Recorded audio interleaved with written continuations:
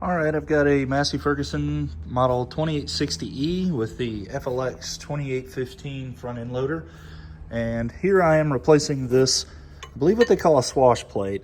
As you can see here, this is supposed to be stationary and it has broken off. Now to replace this part, which is very expensive, it's about $200, and I believe it's made out of aluminum. You're gonna need to take this piece off. And the best way I found to do this is to actually unbolt these little pins here, because it's nearly impossible to get this back together and line all three of these up at the same time. So you just have to unbolt this with an Allen key, drop it down, and then you can slide them back into place and then bolt them back up. To take this plate off, you do need to remove this piece, and then there's two Allen keys, one right there, and there is one right there, and it will come up and out. And then you can just switch it over, put your new one back on, and once I unbolt these, I should be able to get them to line up. I've almost got it back together without taking it apart, but it is very difficult. So I'm gonna unbolt these and then put it back together, and then I'll show you what I got. Okay, now that this piece is unbolted, there's that little Allen key there. You can see now the two Allens that are here that will take this plate off. Now that that's undone, I'm going to put these two in and then set this one in place and then bolt it back in, and it should be back together. Then I can put my the rod there for the loader operation back on, and then there's a boot that goes back on as well. So yeah, that little thing is what all our trouble was.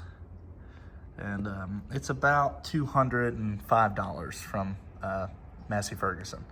So the dealer said this is kind of a common thing. I don't know why they make this out of such cheap metal, but it is what it is. So yeah, let me get this put back together, and then I'll show you what it looks like. Okay, so now I actually only unscrewed this little arm right here. Unscrewed that. Then I was able to set this one in and this one in, and put this one over top of it like that, and then took this little bolt and screwed it back in. And then now I just need to put another nut on this side, which I've got to go find. This is kind of odd. This is a 13 millimeter right here. These nuts are, and then you've got this bolt right here. This one is a 10 millimeter that you can hold it still with like that. That's a 10 millimeter, but when you come over here to this side, this is a 12. So this should save you a little time for finding the wrenches, but this one is a 12. And I'm not sure what this other one is, if this is a 10 as well. Yep, okay, so that one's a 10 as well. So this piece right here, that one is a 12 millimeter. And then all of these nuts are the same. That's a 13 and that's a 13. And then this one is a 13 as well. But kind of odd that they use two different sizes. But that's a 10 millimeter. And then this one right here is also 10. But you can see that this one, for some reason, is a 12 millimeter. I don't know why they did that, but they did. So, yeah, let me find that other nut, then tighten these back down, and then it should be back in operation. Okay, I couldn't find that nut right there, so I just found one in a bag of nuts and bolts that I had, and that ended up working. It's the same size, so that's what I'm gonna use. Probably wouldn't recommend doing that, but this will work until I find that one, just to get me by. But yeah, so now you can take your boot.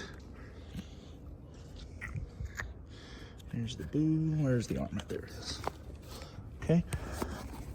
Now take your boot, slide it over top of your arm, and then just thread it back in to about where you want it.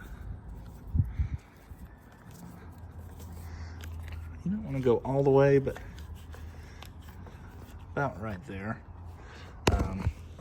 That is a, let me see what size that thing is. 11/16. Something similar to that. This works. So yeah, just set the arm to a comfortable position to where you want it. And just take your nut there, hold your arm, and lock it in place. It's kind of hard to do with one hand on the camera. Something like that. I'll adjust that better. Anyways, and then take your boot and just slide your boot back down on there, and make sure this little notch right here goes in this. And then yeah, and then once you slide that back on and adjust this down to where you want it, you just replace the swash plate. I think that's what he called it. One thing to note here is when you get finished with this, make sure that all of these are tightened down. You don't want that coming loose while you're operating. Like, see, this one's still not completely tightened. Just make sure those are good and snug. They don't need to be overly tight, but you don't want them loose. And then there we go. Now functions properly. There you go. And that's on a FLX 2815 front end loader on a 2860 60E series.